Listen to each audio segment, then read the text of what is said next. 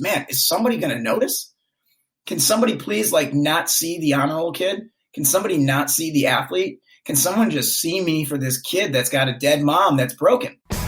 Welcome to Men of Abundance, the podcast for those looking to level up their lives by hanging out with some of the greatest leaders and established professionals in our community, living a life of integrity, honor, and the abundance mentality. Prepare to pay it forward with your host, former Army medic turned lifestyle entrepreneur, Wally Carmichael.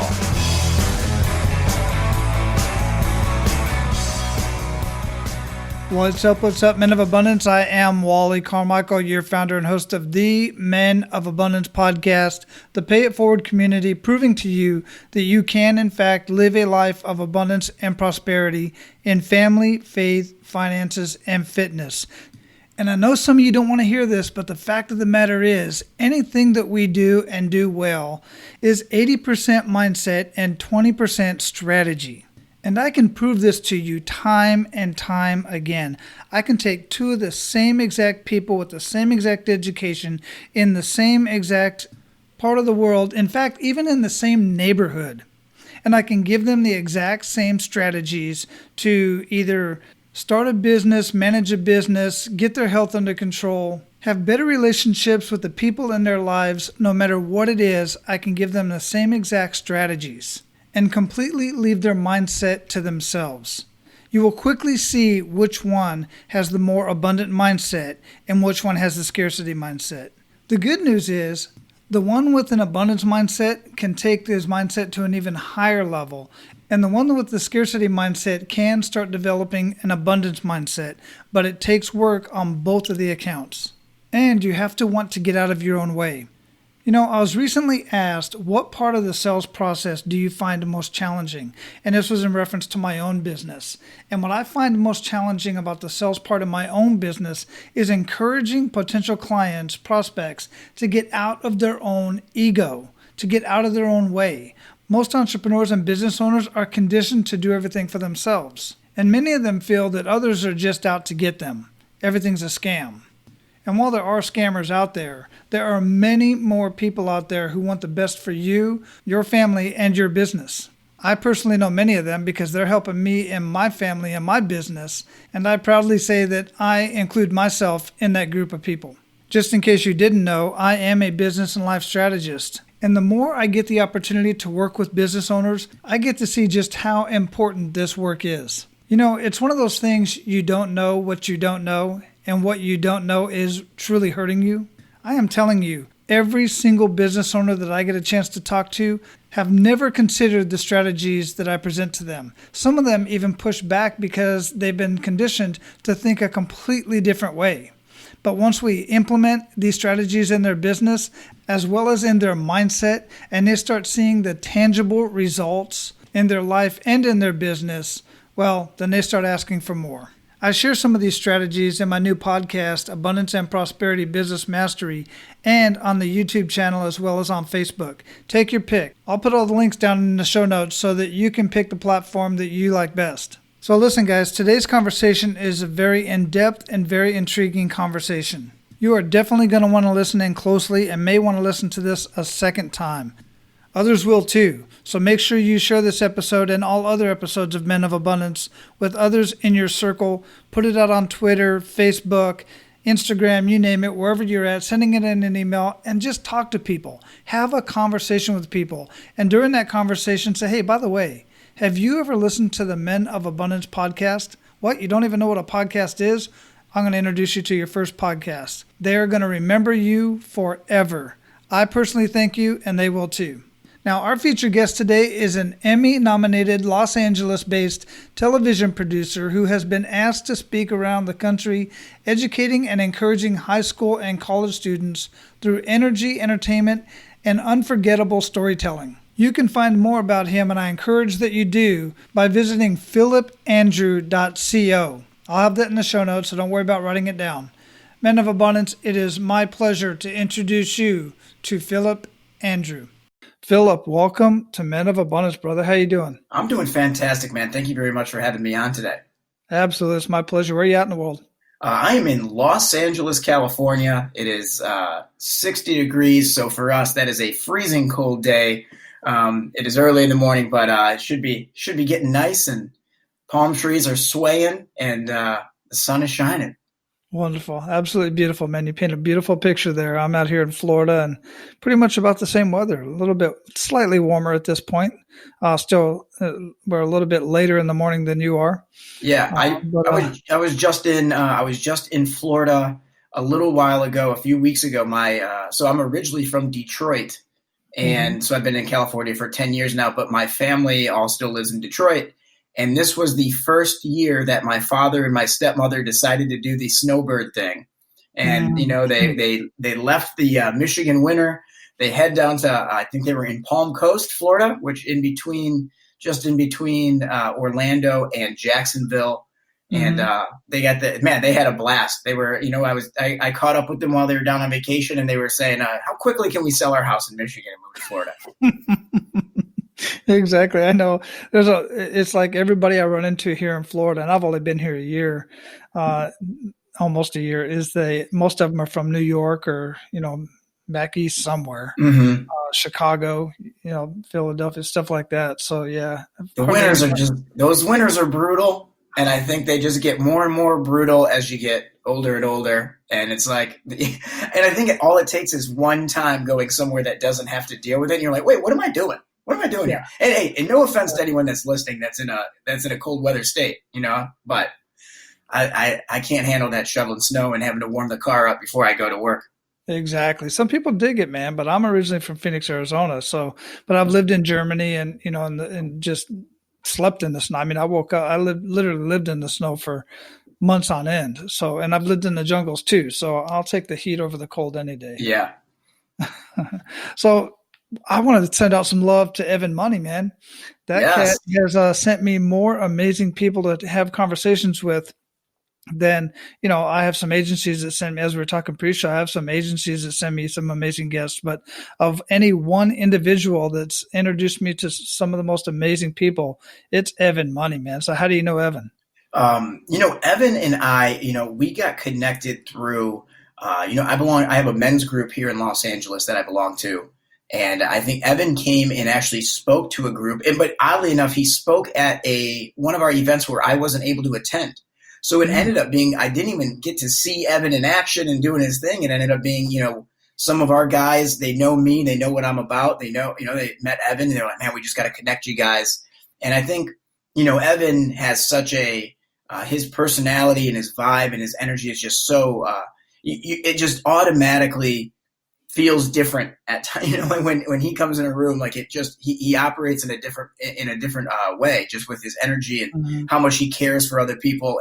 And so we really connected so I think we've been connected and to be honest, I think he probably set us up together almost probably a month after I had even met Evan. I mean, he's one of those guys that, I think that I try to steal a little bit of him in that way of like, just making the connections, setting people up, just putting it out there and making things happen rather than, so many times there's individuals in business and in just normal everyday life it's kind of always this like, well, wait, how long do I need to wait before I can start pushing these people or introducing people, or I need to really know who this is, and Evan's just like, hey, I'm connecting people. You guys figure it out. Like, if you guys want to work together, cool. If not a problem, but I'll at least, he'll send the email. And I think that's really, that's a really cool thing. And he lets other people figure it out before he doesn't try to be the matchmaker. He's like, hey, here you go. Yeah, absolutely, man. I'm telling you, not everybody that comes on the show says that they'll introduce me to other people, but there's two people that I can mention that I know. I mean, they said, I'm going to introduce you to this guy. And one was Evan and the other one was Jesse Cole. Jesse is the owner of the Savannah Bananas and another baseball team, Savannah Bananas out in Georgia and Savannah. And I mean, literally immediately, like Jesse introduced me to Lee Cockrell, the former chief of operations, or I think he's vice president of operations at Disney World Resorts, and just just amazing. But Evan, like literally right after our conversation, I think even before we hung up, he had me connected with like 8 people. And over the last couple of years, last year or so, since him and I first got introduced, he's just introduced me to some amazing people. And to watch him wears me out. Oh man, I need to rest. I need we have to schedule coffee, and it's like, only an hour, Evan. I can only give you an hour because we're just exhausted, And I think the funny thing for both me and him, we both are pretty high energy guys, so it's like we can start feeding off each other's energy, and then I feel like we're just. The conversation becomes so big and so animated and so ridiculous. I'm sure people at the seats next to us are wondering, like, man, what kind of coffee did these guys order? It's not the coffee, man, I assure you. But it's awesome, man. I like to start the conversation, other than what we've already talked about, man, with an attitude of gratitude, brother. What do you have to be grateful for today? Oh man, today, I always try to do a gratitude list every day. And today it's just, what? I'm grateful that I got people in my life, like Evan, that want to connect. I'm grateful for, the ability this is so fantastic. I mean, I think it's so easy to take the internet for granted, but the fact that we're able to be here and we can, communicate with one another, meeting new people. Last night I had the opportunity, I sat down and, caught up with a buddy of mine, and we just sat by the fire down at, he just bought a new place near the beach, and we're just sitting there watching the waves come in, talking life, and just, I feel very grateful for the people that I have in my life today. Yeah, that's wonderful. Absolutely wonderful. And we just mentioned a couple of them for sure. So listen, we was talking about high energy, and you are definitely high energy. I watched a couple of your videos, and anybody who can get in front of a group of high school kids and keep them attentive and get them involved, my hat's off to you, man. Absolutely love that. And aside of that, and before we got started here, I talked about some of your professional stuff and what you do and how you do it. But if you could, we like to get a little bit more personal here on Men of Abundance and to get to really know the man behind the abundance. So if you could, how would you describe yourself? Oh, definitely. So I'll start with the simple log line of, so I'm a television producer that lives in Los Angeles. I also am a speaker, as you kind of alluded to, and I do coaching. And, for me, I've always loved entertainment. Entertainment was always something that I was very, very big in. And even from a young age, I kind of always knew that, California was part of the dream of wanting to move out. And, I didn't know exactly what that meant. I didn't know if that was TV, movies, or, radio, or what I was going to get into, but I just knew I loved entertainment and I wanted to get involved in that. And, so for me, a big part of my, my story is I went to Michigan State University. I studied TV and film, moved out to LA and got that all going. But where a lot of my speaking kind of comes from is, I love TV and I love that whole world, but I'm a recovery guy. So I've been sober for a little over 11 years now. And for me growing up, substance abuse was a pretty significant issue for me in my, middle school years and my high school years into college. And, it was a lot of the same stuff that a lot of kids deal with, right? Like the insecurity, am I good enough, funny enough, smart enough, all those good things that kind of compacted. And then when I was in high school, my mother was diagnosed with cancer and had a year-long battle with that. She passed away. So I think for me, it was like I had kind of started developing these ideas of, I thought that drinking was the answer at a young age. And then I have this, the issue, my mother passes away. And so I thought that alcohol was the reason. So, on a long enough timeline, it ended up kind of, 18 was arrested, 19 was arrested, 20 was arrested, got arrested again at 22, all for alcohol related things. And those were really monumental moments in shaping who I was, because I felt like, here I was, this kid that's always kind of been the high energy kid, always loved entertainment. And then I had something that was getting in the way and was destroying all of that, was really getting in and holding me back from who I feel like I was really meant to be. And, luckily the state of Michigan has laws against drinking and driving. And the cop found me that day and set me straight. And, from then on, it was, I got really into the recovery community. I started to really understand who I was, why I did the things that I did. And so that was kind of a little bit, that's the quick version, right? So then I got into sobriety, and we can obviously dive into more about that. But then that's kind of kickstarted everything about getting out to Los Angeles, diving into entertainment. And the nice thing is I feel like getting to LA, man, I would have been a train wreck. I would have been an absolute train wreck had I got to Los Angeles when I still had my drinking problem. I was one of those kids that was still making the honor roll. I was still a captain of the football team and doing those things. So I think for me, it really was preventing me, or like I didn't have, I was still able to kind of show up and perform in certain areas of my life. I was still able to be successful in certain areas of my life. And I think it would have really been such a travesty if I got in LA and gotten away from home and gotten away from family and not had a little bit of the structure.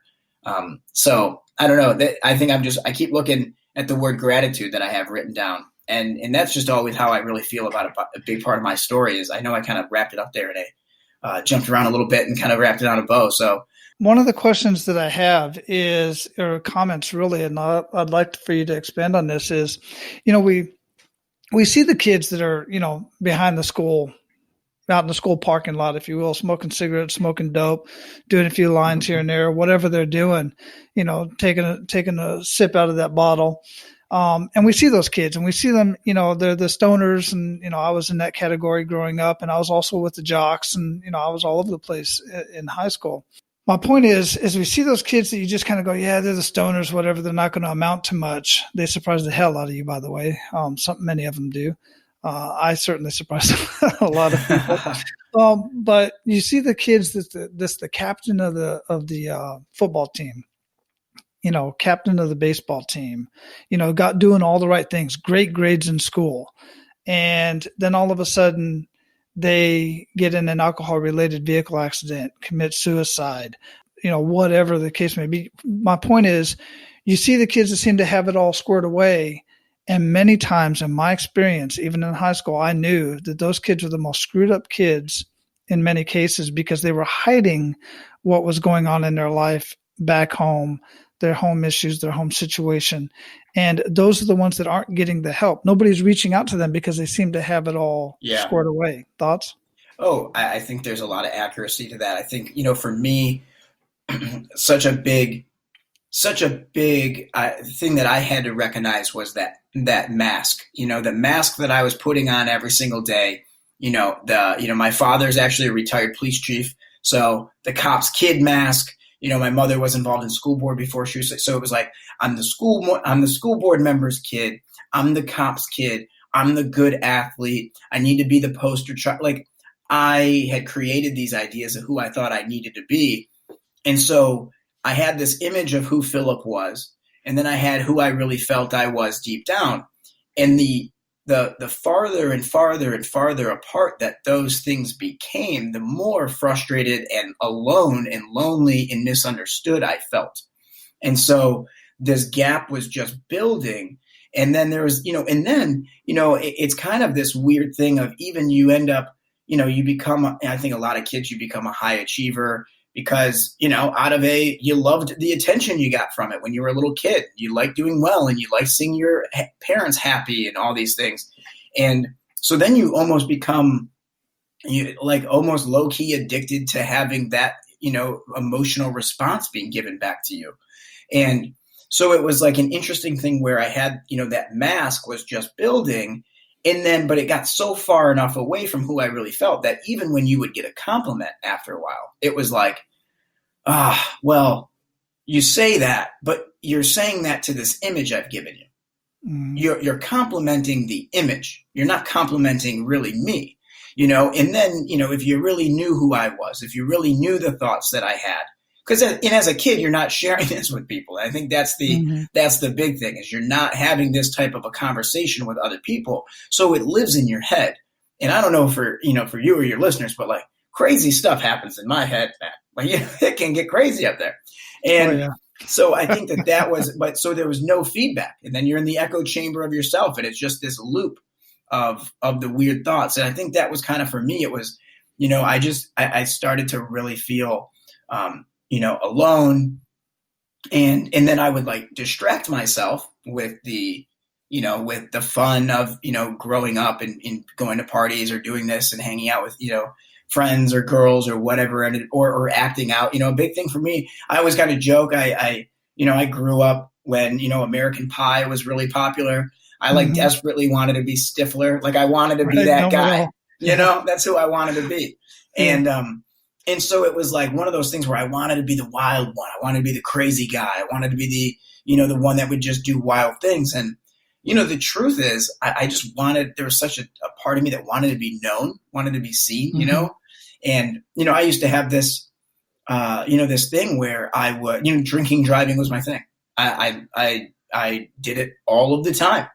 And just so you guys know, this isn't a story I tell to the kids. I don't try to implant any ideas, but, for me, we're all adults here. And so I had there was a strip of road where I lived, and it was a, just normal neighborhood I grew up in. And there was one road, and it was about like 0.7 miles, and from one stop sign to the end of the road. And it was probably 4 or 5 stop signs. And I used to get to this stop sign at 2 o'clock, 2:30, 3 in the morning, coming home from the bar. And I would just gun it all the way to the end to see how fast I could get the car, just absolute reckless behavior. And obviously it's not something that I recognized in the moment, right? When I'm doing it, I'm intoxicated, and also I'm young, and I think I'm just being young and wild, and this is what crazy young kids do, and wanting to fit that mold. But the truth is, there was a part of me that desperately wanted to get in trouble, because it was almost as if, my way of dealing with things was just to get on moving and act as if I was fine. My mother got sick, and I embraced that idea of, hey, well, yeah, hey, people die. It happens. Oh, yeah, hey, appreciate it. Yeah, no, I get it, man. People die. Cancer happens, whatever. You move on. But I never processed it. I never really grieved it. So I had all this pain and this anger and this frustration and this sadness built up behind me that I didn't actually know at 16, 17, 18 years old how to be able to properly communicate what I was feeling. So it ended up acting out in some of these, these wild, activities that I did. And so I would do that all the time. And like I said, there was that moment of just like, I just want to be seen as being broken. Like, can someone recognize that I'm broken and that I'm hurt and I'm angry and I'm sad and I had so much emotion. And so I think there was a lot of the elements of those acting out was just, man, is somebody going to notice? Can somebody please not see the honor roll kid? Can somebody not see the athlete? Can someone just see me for this kid that's got a dead mom that's broken? Yeah. And I think, but I didn't have the maturity, the coping skills, the ability, the strength to be able to just say those things. And, it's why I kind of always say I'm actually very grateful that where I turned was alcohol, because because of the activities I was doing, it was an obvious banging the head against the wall. It started to become very apparent to everyone else in my life, my friends, my family, that something was wrong, right? It took a little bit of time, but when you're getting arrested and you're getting into fights and you're being hospitalized and when these things are happening, people start to notice, and you can't hide it as quickly. And so I'm really glad that the way that my issues kind of manifested was for me using alcohol, because it could have been a lot of other ways that aren't as easily detectable. And so I'm glad that I was able to get the attention that I needed, given that it was from the state of Michigan and in the legal system at first, but then getting into recovery and really being able to process the anger, the hurt, the pain, the sadness. And so I'm very grateful for the journey. I wish I didn't have to hit all those things for it to have set in, but I'm very glad that it did. Well, and personally, I'm grateful that, you came out through it on top, because many kids don't. Yeah. I know many of my friends growing up, it just didn't work out that way. And Tony Robbins, if you follow Tony Robbins, he talks about the 7 basic needs, and significance is right up there at the top. And everybody gets significance in their own way. And that's how you were seeking out significance, was to get in trouble, to try to get the attention and let people know that, you are broken. Yeah. And you didn't necessarily want to be identified as a broken person, other than the fact that you just wanted to somebody identify it to get the help that you need. Oh, totally. You needed. Yeah. It's I actually just got a chance to meet Tony he did about a month ago. He had one of his big events, the Unleash the Power Within, here in Los Angeles. I got a chance to go, and it was very cool, man. And there's so much great, powerful stuff in there. And I kind of jumped off there just for a second, but getting back to the story. I went to UPW back in November, and I had the opportunity to sit down there right by the stage. I mean, like, you want to talk about a guy with some energy for just hours up there. Yeah, that goes, and just an amazing individual, a lot of energy. So, you brought up a couple pretty serious kick in the gut moments there. The passing of your mom, living through the cancer in itself is a kick in the gut moment, and some other events that occurred in your life. Is there any other specific kick in the gut moment that you would like to share with us on your journey as you started doing what you're doing? And then we're going to transition into what it is specifically that you're doing right now, and what is your message that you're giving to these kids? I mean, I when I think of like the biggest, kick in the gut, I mean, it definitely, I feel like, was the dealing with my mother and, her passing and those things. And here's the thing. Those are very significant moments. So we obviously talk about big moments, but I think sometimes the kick in the guts can be these small little moments where, for me, I guess I always kind of drew a line. Like, there was this weird line that I was able to draw from when I got sober, right? So when I got sober at 23 years old, I could You started drinking when you're like 11, right? Yeah, I started drinking at 11, probably pretty recklessly from the jump, not in frequency, but like in the being 11 years old, getting drunk at parties with older friends. And then, so I started drinking young. I think, I kind of was able to draw that line of when I got sober. And I could say, man, I did a lot of really bad things I'm not proud of. But that was an old me. I'm new now. I need to start moving forward in this way. What started to become difficult was I could forgive a lot of the really evil things I did when I was drinking. I was a very mean guy when I would drink. Very disrespectful, wanted to put people down. I was just not a good dude.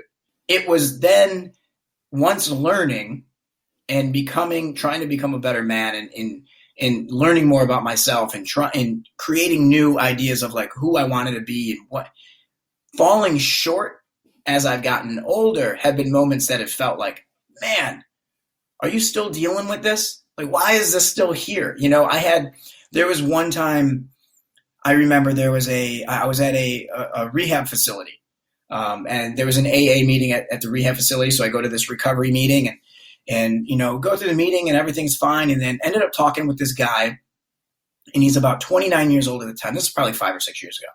And he's 29 and he's at the meeting and he says, you know what? I'm wearing everything I own. I slept on the street last night and I'm here because I can't do this anymore. I want to get into this rehab facility. And like the desperation that he had, it was like, me, a couple other guys, we kind of rallied around him and we're giving him some advice and talking with him. A couple guys got some money together to get him a hotel room if they couldn't get him in the rehab that night. And so we talked to him for about 20 minutes. And just tried to encourage this guy. So I'm walking back to my car, and then all of a sudden it dawns on me like that I always had like an emergency bag of clothes in my car, like, and not anything great, but like some shoes, some socks, shirts, underwear, all this stuff. And I go, I'm gonna give this guy some of this stuff.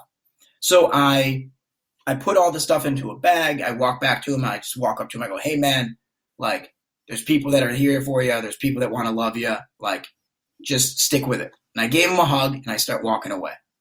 And I feel, you feel it amazing doing an act like that for someone.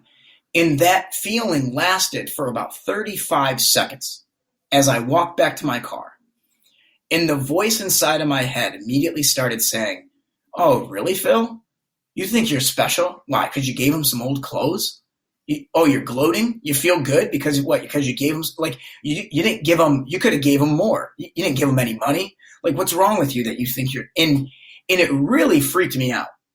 And it really messed with me that and I had a moment where I was like, man, and I'm already, a few years sober at this point. And I'm like, man, is my brain so wired for negativity that it will hunt out and want to seek problems, And it really messed me up for a bit. And I remember going home and I told my ex-girlfriend at the time, or we were dating, but now an ex. And I remember she did say something very, very profound. And she goes, "Hey," told her the story. And my sister's name is Carol Ann. And so my girlfriend at the time, she goes, "Phil, if your sister called you, if Carol Ann called you and told you that story, would you ever have had that response to her? What would you have said to her?" And I was like, I would have told her that it was great that she did that and that, I'm proud of her for doing it. She goes, "So what in the world gives you the right to be so mean to yourself and to hold yourself to some like, who are you trying to be?" And it really was this moment where I was like, man, who am I trying to, like, what is the standard I'm trying to hold myself to? This perfectionism, And I think that was one of the moments where I realized that, I've always been a kid that was obsessed with perfection and perfectionism, and which it really just stems from insecurity and wanting to do everything right and never wanting to fail. And so that was one of those stories that kind of became a turning point in a lot of ways, or at least it's a story that I can go back and lean on when I start doing that, in my life now, where I start, man, Phil, what are you doing? You should be doing better, or, like, you should have handled that a different way, or, and sure, we always have to, like, be looking at ourselves and how can we learn and how can we grow. But it also, I have to remind myself, like, yo, dude, be cool to yourself. Like, don't be rude. Don't be mean. Don't try to hold yourself to some standard that's impossible to maintain. Like, at the end of the day, you're a human, and I've said that many times. One of the biggest frustrations of my life is the realization that I'm not superhuman. Like, I want to be superhuman so bad. Like, I want to be a superhero and be perfect all the time so badly that I get frustrated that I'm just a normal guy. So I don't know if that's another kick in the moment, or kick in the gut moment, but it's definitely a moment that sticks out for me that I need to remind myself to, like, be cool to yourself, man. Offer some grace, I dig it, man. It while you're telling that story, I was reflecting on my own experiences in that regard. And it's just proof, guys, that, listen, we're all on our journey. Even those of us that are out there sharing our message, trying to lift others up. Many times when I'm talking to somebody else, it's like I'm talking to myself.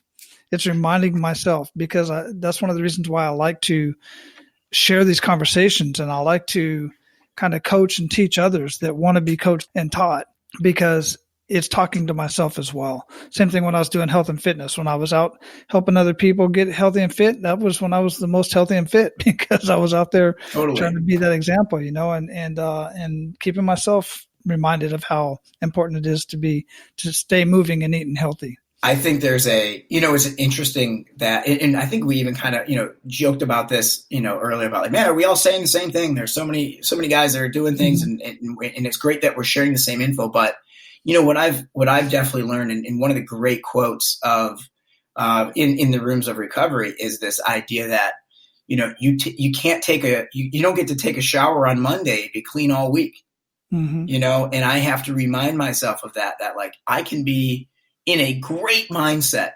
Monday and Tuesday and Wednesday.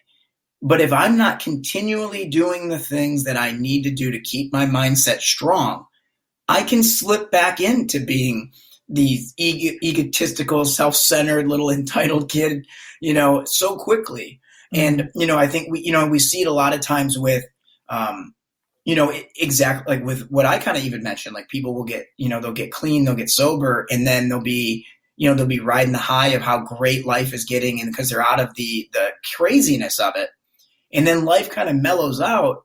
And then people can get like 8, 9 months, a year, and they're like, wait a minute, why do I still have problems? Why am I did this thing. And it's like, yeah, but there was no guarantee that just getting sober was going to fix every problem you ever, because the life keeps coming. And I think that happens. We do that a lot of times. Like, oh, well, once I get married, life's going to be a breeze. Or once I get this new job, or once I get this new promotion, or once this one thing happens, I'm going to be clean on the other side forever. And it's like, I don't know, like to me, that I don't think that door exists. I've yet to find the door. I've yet to meet anyone who's walked through that door. You know, we need constant, which is why I think it's so important for us to, like for you do this interview and you are out there and you're teaching and you're learning, you're in the work, and it keeps you sharp. Mm-hmm. You know, it keeps you very sharp because you've made the decision to surround yourself with the type of information and the type of people that help do that. And I think it's such a amazing lesson for all of us to, like, who are we surrounding ourselves with? You know, we need to be surrounding ourselves with the people that help us grow and can continue to, you know, like those almost, I guess you could call them like our shower people. Who's our people who are the people in our world that keep us clean and we can help keep them clean, you know? It's funny you say that, because literally some of the stuff that I listen to in the shower. No way. Oh my goodness. I think that's what it is. I take my phone in there and I'm listening to Tony Robbins, or I'm listening to one of my other mentors, and Carl Bryan, or you name it. You know, I'm always learning something. But I love that. And I'm in a situation where, you know, I turned 50 in a couple of weeks, and I'm retired. I could not do anything, but totally. I just choose not to, because I personally know from experience that an idle body just dies quick. And an idle mind goes to places you don't want it to go. So I'm making sure I know where it's going and sticking around the people that I want to be around, like you. So how are you paying it forward, brother? I mean, I know you got all this professional stuff going on, but what really intrigues me about reading your story and seeing what you're doing is lifting up our youth. And it's not an easy thing to do, but it's so darn important. Oh, totally. And, you know, I give back, and, you know, I think that the speaking, I do speaking with middle school kids, high school kids, and college kids. And it's, excuse me, it is such I feel so drawn to them. You know, I also speak in the LA County jail system to inmates, you know, specifically people that are in there, you know, substance abuse issues. And I love doing that too. I love connecting with those guys, because it's people that often get cast aside by society. You know, I look at myself and I realize how lucky I've been with, you know, gotten in trouble a bunch of times and still been able to get out and not have any serious repercussions of, you know, from a legal matter behind me. But with the kids, it's, for me, I was in, you know, one of the reasons that I'm so passionate about talking to middle school kids and high school kids and in colleges is those were the ages where I was really in the middle of a lot of my, you know, a lot of my confusion, a lot of my pain. And I kind of almost had a moment where I was like, man, I actually was doing a podcast once, and somebody asked me, it was a business podcast, and somebody asked me, hey, what's the advice you would have for the 18-year-old you? And as I started to answer it, I actually kind of teared up a little bit. And it was just the idea that, you know, I would want me to know that, like, I was loved, and that I was enough, and then I was going to be okay. And you know, the funny thing is, I had people in my world that told me those things. But I think there was just something about not really believing it, or not having it hit home for me. And so that's one of the big messages when I talk to kids, is wanting them to know that they have an outlet, that they have an ability to really communicate, really talk. And I think one of the, you know, we always hear this, right? Parents and teachers, they always, hey, Phil, if you need anything, you let me know. Hey, if you're, you know, I know this is a tough time. Like, if you need to talk, let me know. And as adults, we intellectually think that that's enough. Like, we think we didn't want to push on them. We opened the door. We made it comfortable for them. Like, if they want to talk, they'll talk, right? And I've kind of come to learn that, like, that's not enough. What we have to do is, it's not enough to tell someone, especially a kid, it's not enough to tell a kid, hey, you need to be authentic, or you can be vulnerable, or, hey, you can be transparent. We as adults need to be able to model that behavior to kids. We need to show kids what that looks like. So that's what I always kind of talk with adults about, as well as what I talk with the kids about. Like, if I just got up there and said, hey, kids, you guys should have, like, I'm a TV producer. And if you want to have a great life, storytelling is the key. So tell your stories. Have fun, guys. And then I left and I told some cool, fun story. Like, okay, maybe a kid might get interested in TV, maybe. But, like, that's not what I care about. The message is much more like, hey, you guys, I'm going to get up here and we're going to have fun. But then I'm going to take a serious 10 minutes and I'm going to tell you my story. And I'm going to allow you to see what vulnerability looks like. I'm going to allow you to see what authenticity looks like. I'm going to sit up here and I'm going to have a talk and I'm going to be real with you guys. And you're not talking to the TV producer. You're not talking to some guy in LA that gets to, produce shows and know celebrities and blah, blah, blah. Like, you're just looking at a guy and I'm going to be real with you because this is what being real looks like, guys. And it's like, that's how we teach kids to be able to do that. We model the behavior that we want them to learn. And I mean, some of the, the best things are, I love being up there and having fun with the kids, but like I had one talk I did last year at a high school and, the kids, some kids afterward, the kids will run up and they want to take photos. They want to take selfies, right? And that's all good and that's fun. Mm-hmm. But I was at one school and there was a lineup of about 8 or 10 kids that were like at the very end of line after all the photos. And they were just some kids that I could tell were really going through stuff, and I took a moment and kind of heard them out, listened to them and gave them a little bit of advice and told them who to go connect with now, connecting them with teachers and principals. And the principal walked up to me afterward and she gave me just a huge hug. And she goes, you have no way of knowing this. She goes, but those last 10 kids, that's the who's who of detention. Like those are our roughest kids. Those are the kids that we don't know what to do with. We don't know how to reach them, And man, I'm getting emotional thinking about that. Yeah, I can too. I really can because I just know that impact. I'm not going to get into how and why, but I seriously know that impact. And, you're right when you were talking about earlier how so many of us are talking about the same things, but it's that one person that finally gets through to them because Barbara, totally. One of the videos that's on your site, by the way, phillipandrew.co, she hit it right on the head. She says the same thing you say. She tells them the same words you tell them, but it's coming from you in a different way. They see her differently than they see you, than an outside source. And you're a little bit closer to their age, and you've got experiences, and you got vulnerable. I doubt that she gets vulnerable with them. Yeah.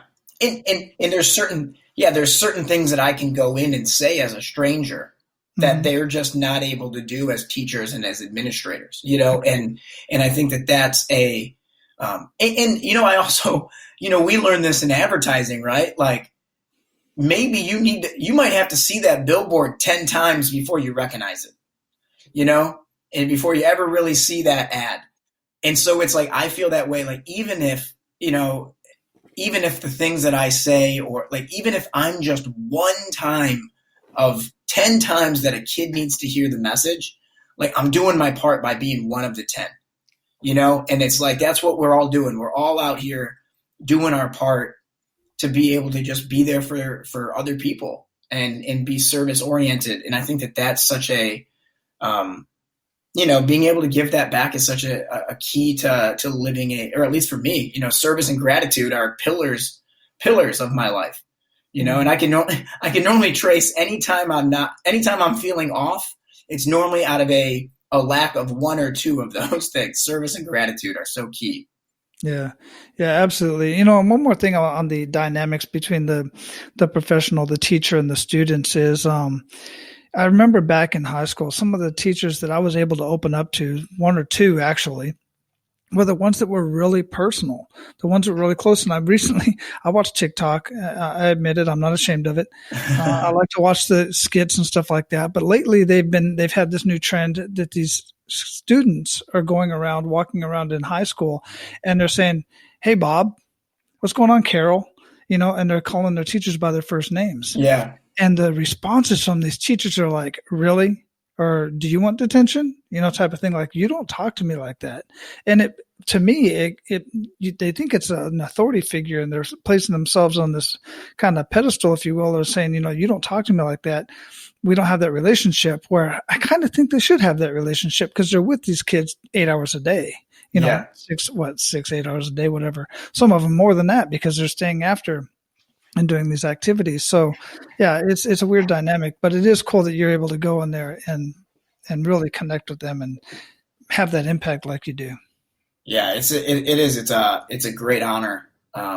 It's a great honor anytime to be able to just, connect with kids and tell them some fun stories and break up the day, and then drop some knowledge and showcase the authenticity and vulnerability. And I'll tell you what, man, we hear it all the time, but it's like sometimes, I know it sounds selfish, but I get more out of it sometimes, they do, because it helps keep me, it keeps me sober. It keeps me in a good frame of mind. It keeps it keeps me remembering what's important.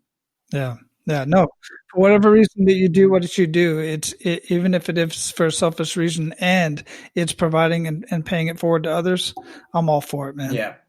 I'm all for it. So, brother, speaking of paying it forward, at this point, we are going to pay it forward to our abundant leaders. And what I would like for you to do, I'm going to ask you a few key questions, and I'd like for you to address this. Kind of, many of our listeners, we have basically an even between men and women, but the age is a little bit, all over the place. But many of our listeners have kids. Mm-hmm. And so kind of have that in mind when you're answering some of these questions. Sure. I'm going to ask out. So if you would, share 1 to 3 actionable steps that men of abundance can take today. We kind of talked about a couple of these things. I think one of the first things that we can do is, making the gratitude list an absolute, not making it a once in a while thing, like making that an everyday thing. And for the parents, like bringing that to your kids, like gratitude ends up being a skill that you get better at, like anything else. The more and more that you focus on the things that you're grateful for, the more things you find to be grateful for. It really works that way. And if that's such a gift to be able to hand to our youth, of teaching them how to look at things in a way and be truly grateful for them and not taking them for granted and not overlooking the importance of them. Being able to find gratitude in those small moments is key. So I would always say, number one, make a gratitude list of five items or less, or 5 items or more. I think building a team, parenting is hard. It is not easy. And building, having a team of other parents, of other people that you can rely on and talk about the issues that you're going through with your kids, that you can bounce ideas off of. And it's not about like mimicking everyone's parenting style, but it's also about being willing to learn, being open to ways, what worked with your son or what worked with this. The days of putting your head in the sand and saying, oh, well, that's not a problem here. Like, your kid might be the best kid out there. He's going to school with kids that are dealing with divorced parents, that are dealing with death of parents, that are, I saw something where it was like of all of the kids, it was something crazy. I can't remember the statistic, but over 100,000 kids, maybe, there has a sibling die, or that many kids die every year, like, kids in those age ranges. Mm-hmm. And the 85% of the kids had a sibling. So you have a lot of kids that lose a loved one. I got a little lost there with that statistic, but it's building that team and understanding that there are kids, like the kids that your kids are going to school with may be going through stuff. They may start experimenting with drugs, with alcohol, with sex, with pills, with pornography, whatever it ends up being. And it's like, putting your head in the sand and acting, oh, well, my kid is fine, those problems don't affect us, it's just that doesn't work anymore. So communication with your kid is key. So I'd say that's the, number one, the gratitude list. Number two, building the team, having accountability around it. And three, I think I really love this one, and it's an integrity scan. And, when we talk about, looking at your life and picking the 4 or 5, and this isn't anything that I came up with. This is a lot of people talk about this, but you pick the 4 or 5, descriptive words that you want to embody as a parent. As a parent, who do you want to be? Do you want to be known as, are you tough? Are you stern? Are you loving, caring? Like, are you respectful? Whatever those 5 key, those 5 key words are, attributes that you want to be, forgiving, whatever it is.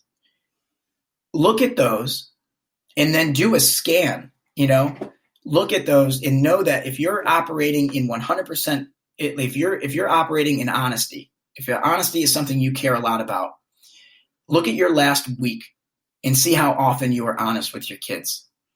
How often were you inside of integrity with who you really want to be as a parent? And how many times did you miss? And this isn't about beating yourself up. We already talked about that earlier. This isn't about, beating yourself up or being angry that you're not a better parent or anything. But it's important that we check in with ourselves and look at our behavior. And we actually really look at why did I not handle that the way I wanted to? Why did I go off the handle on my son because of what he did? How could I have handled that better? Did I act in accordance with the way that I want it, with what I want my parenting style to be? And this is, like I said, it's not about beating yourself up, but it is about taking the temperature of where you're at and how you're performing as a parent and as a person, right? We can do this at work, like in our lives. Like if you want to be, the most honest friend, and you look at your last week and you've lied to 3 of your friends, like you're outside of the integrity of who you want to be. So you're probably feeling some sort of dissonance in yourself because you're not operating on your key fundamental values.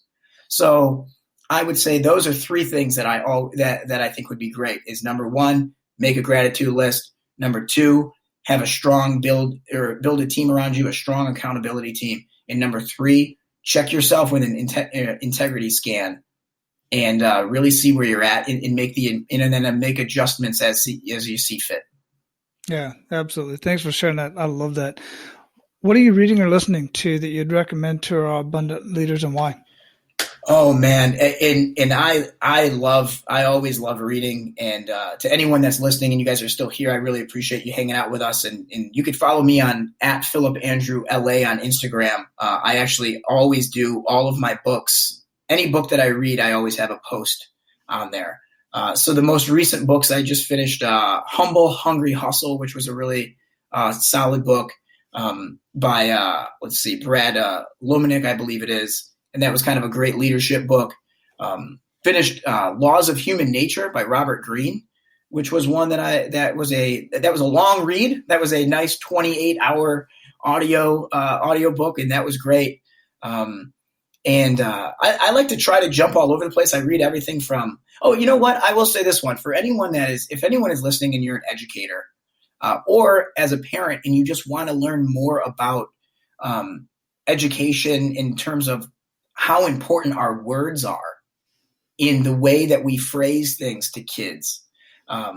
There's a fantastic book that actually a friend of mine who works for the LA County school system, he told me about this book.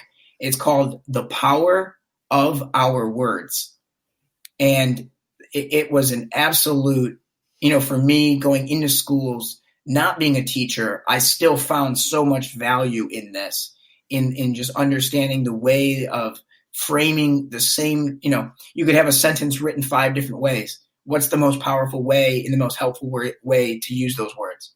And so The Power of Our Words was something that was a book that I definitely probably would have never came across. I would have never picked it up.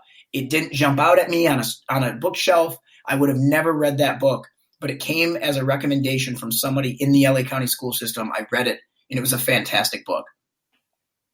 Yeah, I love books like that, and I totally agree that our words are extremely important in how we phrase our questions and just how we talk to ourselves and others. Yes. What do you feel holds most people back from living a life of true abundance? Man, I think, you can almost wrap it all up, right?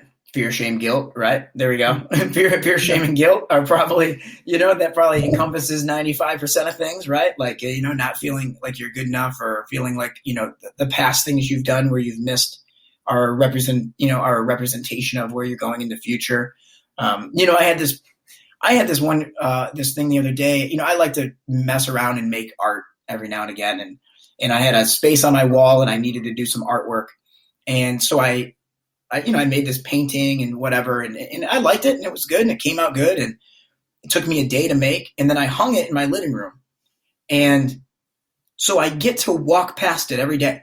I had one day's worth of work. I get much more value and appreciation out of it because I put it somewhere that was visible in my life. So I walk past it every day and I see this piece of art that I did. And it was interesting that I realized, like, here's one day, just one day of work that has now provided me many days of happiness because I took my win, I took my accomplishment, and I put it somewhere visible in my life to where I would see it constantly. Now, had I made the painting and then threw it in, I had put it in the closet, I wouldn't have that. If I put it in a garage, I wouldn't have that. And so it's important to not only take the wins that we have in our lives and make them visible, but also it made me realize, how often are we doing the opposite? How often are we taking a failure that we had or a mistake that we made? How often are we reliving that in our heads? How often are we putting things that are reminders of that? A reminder of a failure, and we relive it over and over and over and again. And so what you take is one moment in life that was a momentary mistake that we made, but we're letting it last forever. And it's like we need to be able to have short memories with those things. You are not your mistakes. We have the ability, and also embrace the mistakes, see it as a learning, it was a moment to learn, and then we get to grow from it. And it no longer gets to be this negative thing in our minds. It's now a positive thing that we grew from and we moved on from. So I think that is something that if that resonates with you, and if you're sitting at home and you've had some failures in life and you feel like, last time I tried, it failed and blah, like, you can move on from that. And I would ask you, what are you getting out of hanging on to it? What are you getting out of hanging on to all those things? Because here's the thing. If it serves you, then keep doing it. If it's not serving you, stop. Eric Thomas is a speaker that I love. Oh, yeah. And E.T. had this thing where he said, he was talking about complaining. He goes, hey, if every time you complained, you got $50,000 in an account, I would tell you to complain all day. Like, I would tell you to go to the bank, open up the complain checking account and complain all day. He's like, but I've yet to meet anyone that is getting massive benefits from their complaining. So why are we doing it then? Yeah. And I was like, oh, thanks, E.T., for shutting me down. I love it. Absolutely, man. So what does being a man of abundance mean to you? I think it is being able, obviously we hear so much about the difference between abundance and scarcity, and having a mindset that there's not enough for all of us to go around, and whether it's money and love, and it's just this idea that things are going to disappear and we've got to hurry up and chase things and get it. But the abundance, I think, is really about understanding that there is so much out there. There's so much, one of the things I always say is that my love is not finite. My love grows as I give it. The more and more I share love with others, the more I receive. it's not anything that is, there's not a limit on how much love I can give. And when I look at that and I understand that, it goes against principles of what we learn about other things, right? Like, 2 + 2 is 4. And if you take 1 away, then you only got 3, right? That's seeing the limits of things. But for me, it's really understanding that, like, if love is something that I can give away to people, and then it ends up like I double it and it feels bigger, like there's something more going on. Like there's an abundance of love. And I want to just make sure that I'm always viewing it in that way, always being a man who wants to care first. There's a prayer that I love that is the St. Francis prayer, and it's very popular in recovery circles and whatnot. And it's just this idea of, seeking to understand without needing to be understood, loving people and not needing to be loved. It's about, giving, giving so much without needing to have it in return. And it's like, I find that when I am doing that, it fills me up. It's like, I don't need the external, things to fill me, or I don't have the void that I'm trying to fill with external stuff. I get filled from the inside when I'm letting things pour out through me to others. So I think men of abundance, I think abundance is a mindset. It's totally a mindset of understanding that there's more than enough to go around. We're in this together. And so I don't know. I don't know if that makes sense to people, but I think it's a very powerful word. Yeah, and I think it's makes sense to me, man. Yeah. Absolutely, man. So we are going to have your Instagram, Twitter. Both of those are Phillip Andrew LA. That's We're going to have correct. that linked up in the show notes. We're going to have your blog linked up in the show notes. You got an audio blog as well. You've got philipandrew.co. We're going to have all that linked up in the show notes, guys. So don't worry about writing all that down. You can just go there and check that out. But Phillip, what would you like to ensure that our abundant leaders get out of our conversation today before we close it up? You know what? First off, thank you so much for having me on. I really appreciate it. It's great connecting with you. Secondly, if you're still listening and you've hung out with us for this long, like, thank you very much. I appreciate it. Hanging out with us. I hope that there were some things in there that resonated with you. And if you're still here and you got something out of it, maybe it was just a long drive and work and you didn't want to mess your phone on and you're thinking, oh man, why'd I pick this guy? No. But think of something right now. Like, think of a fear, or think of or a goal, or something that you've wanted to act on. It's that thing that's been, buzzing around in your head. That idea that you have, or the phone call you need to make, or the first, whatever it ends up being.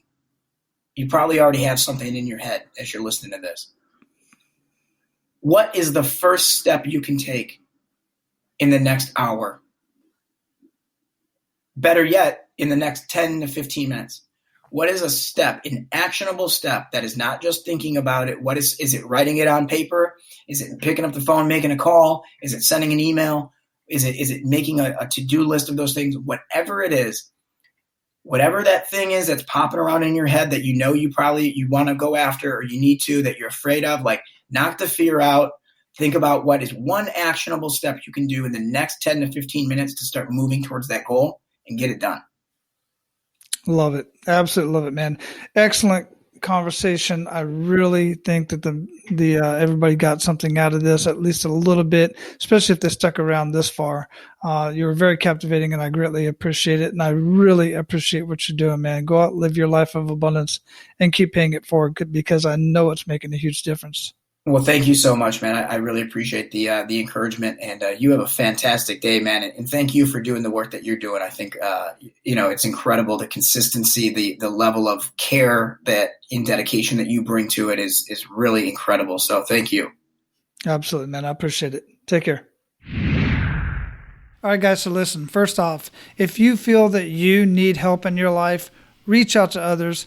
Let others know how you're feeling, what you're going through. They are not mind readers, especially when you're very good at hiding what you're thinking, hiding what you're feeling. So many people around you respect you and love you more than you will even know. Many of them even rely on you. So get the help that you need. Ask for help. And pay close attention to the others around you. If you notice things are changing about them, they're giving things away, or any of the telltale signs, or they're just acting a little bit different, then pull them aside. Even if they're not acting different, ask them the simple question, how are you doing today? I cannot tell you how many stories I've had here on Men of Abundance and other conversations that I've had where somebody walking down the street, a complete stranger, simply honestly and earnestly ask somebody, how are you doing today?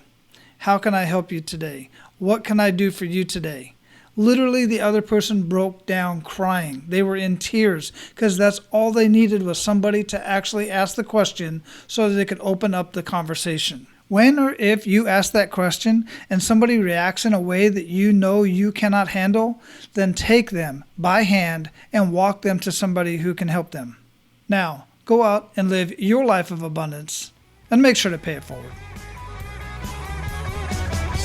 That's all for today, Abundance Leaders. For more about our guests and the powerful information we shared with you today, be sure to sign up for our mailing list at menofabundance.com. We appreciate your time and look forward to hanging out with you on our next episode. So until then, be sure to pay it forward and live your life of abundance.